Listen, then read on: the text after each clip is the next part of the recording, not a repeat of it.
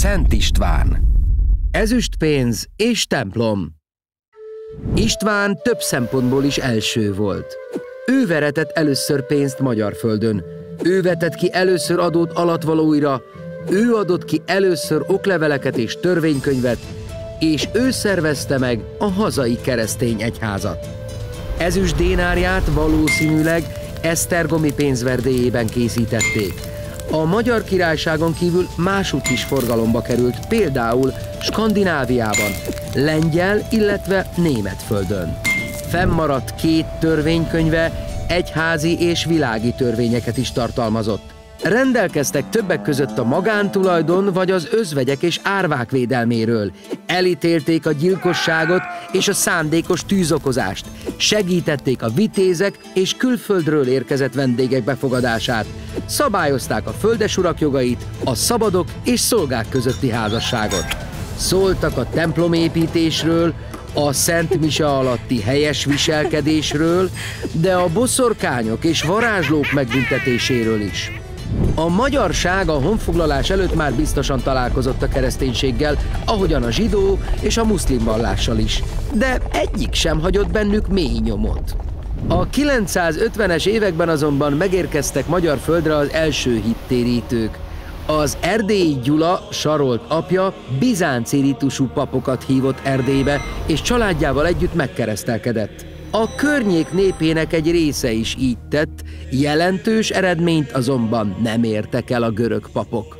Géza nagy fejedelem udvarába 2 évtizeddel később már nyugati ritusú papok jöttek. A fejedelmet Bruno passaui püspök keresztelte meg. A hittérítés azonban ekkor is elakadt. Igazi lendületet István idején kapott, aki egyszerre végezte a hittérítést és az egyház szervezet kiépítését. Mint a kor többi országában, a független állam uralkodója a helyi egyház vezetője is volt. Ő nevezte ki a püspököket, ő alapította az egyházmegyéket. A nép megkeresztelése után az igazi nehézséget a hitélet megszilárdítása jelentette.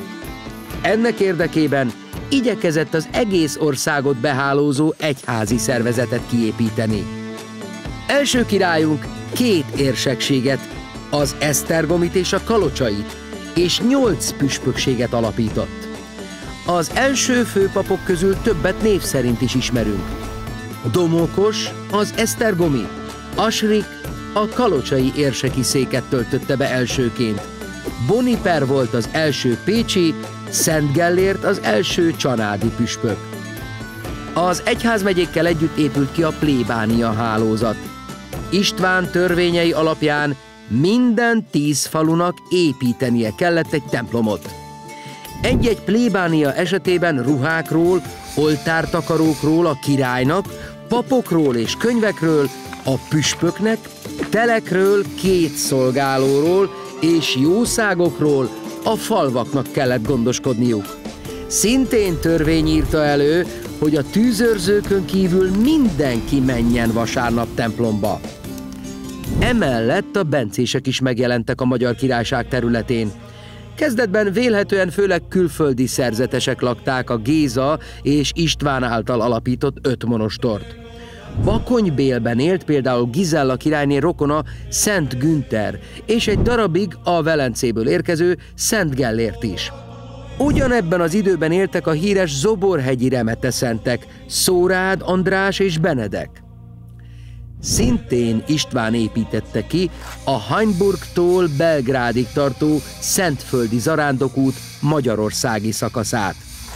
A zarándokok közel 600 kilométert tettek meg 19 nap alatt hazánk földjén, hogy azután Bulgárián, majd a bizánci birodalmon keresztül jussanak el Jeruzsálembe, ahol első királyunk zarándokházat építtetett a magyar zarándokok részére.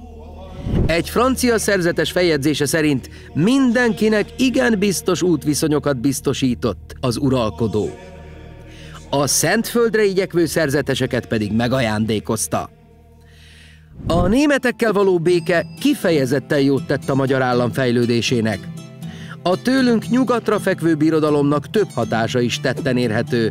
Oklevéladásban, törvényhozásban, pénzverésben és némileg a vármegyék kialakításában is követett német mintákat István.